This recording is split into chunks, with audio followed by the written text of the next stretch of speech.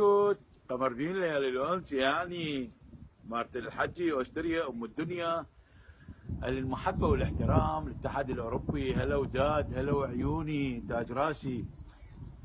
سمعوا خواتي إخواني على الجندي الإيراني بالحرس الثوري، نعم، هادي الكامري، العميل الخائن الجبان، من سنة 1980 لحد 1988 يقاتل الوطن العراقي ويقاتل الجيش العراقي ويقاتل الشعب العراقي، نعم، ومقاطع فيديو وعلى اليوتيوب وعلى الجوجل وموجودة ولحد الآن نشوف بيها.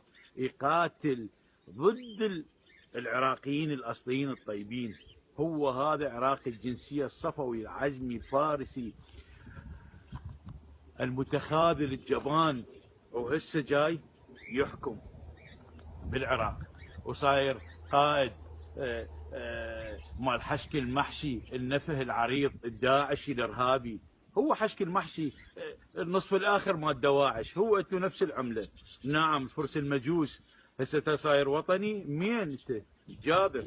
هو اصلك انت خرا، اصلك اكسر عظمك يطلع خميني، لعنة الله عليك وعلى اصلك وفصلك ومذهبك ودينك يا نقس. هسه صاير براسك خير. منو انت؟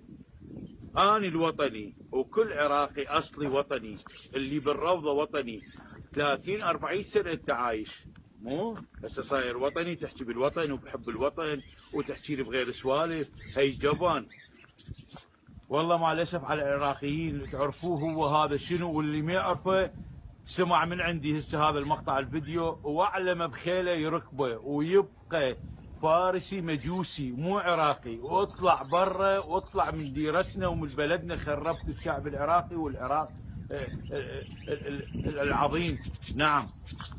وان شاء الله نشوفكم بالف خير. وهاي حقيقه المجرم الحرامي القاتل لأهل السنة والمسيحيين واليزيدية والصابئة المندائية وكل العراقيين الأصليين، هو هذا هادي الكامري، نعم. ونشوفكم بالف خير ورحم الله والديكم. وياني مصطفى الحجي، يا عيوني عليكم. يلا تشاو تشوز باي باي.